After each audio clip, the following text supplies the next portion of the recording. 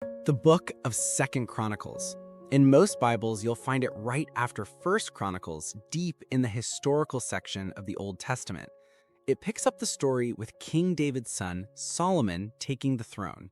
But in the traditional Hebrew Bible, its placement is different and incredibly significant. It's the very last book. Think about that.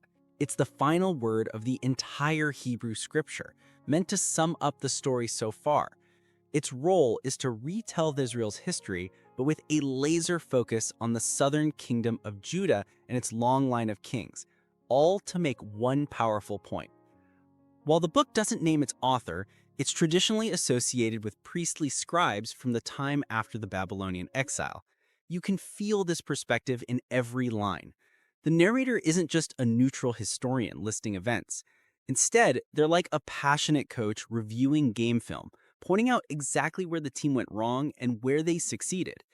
The whole story is told through the lens of one crucial question. Was the king faithful to God, and did he lead the people to worship properly at the temple in Jerusalem? To get this book, you have to picture its first audience. They are a people who have just returned from a devastating, generations-long exile. Their capital city, Jerusalem, and their sacred temple were destroyed. They're asking huge questions.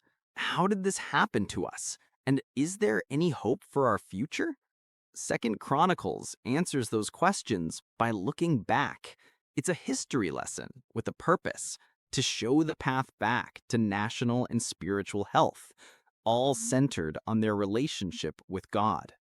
The book's design makes this path clear. It's split into two major sections. The first 9 chapters are the glorious high point, the reign of King Solomon. Here, we see him build the magnificent temple, the symbol of God's presence with his people. It's a golden age of wisdom and prosperity. But after Solomon, the story shifts.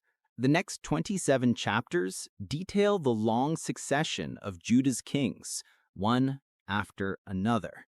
And here, a powerful rhythm emerges. This rhythm reveals the book's core themes. First, the temple is the center of everything. A king's success or failure is measured by his commitment to it.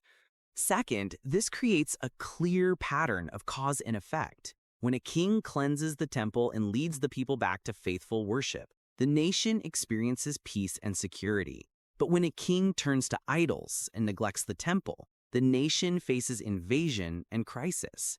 It's a stark lesson in obedience and disobedience. Yet woven through all this is the powerful theme of repentance. Even after the worst failures, kings like Hezekiah or Josiah show that turning back to God in sincerity can bring about incredible restoration. And this leads to its powerful connection to the rest of the Bible. After tracing the long decline that ends in the destruction of Jerusalem in exile, the book doesn't end in despair. The very last verses are a cliffhanger of hope. The Persian king Cyrus makes a proclamation, allowing the Jewish exiles to return home and rebuild the temple. For the Hebrew Bible, this is the final word, an open-ended invitation to hope for restoration.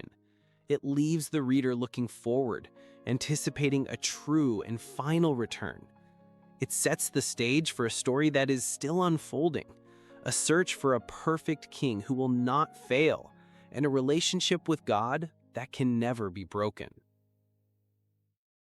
Thank you for watching. We hope this study helped you better understand the Bible and feel encouraged in your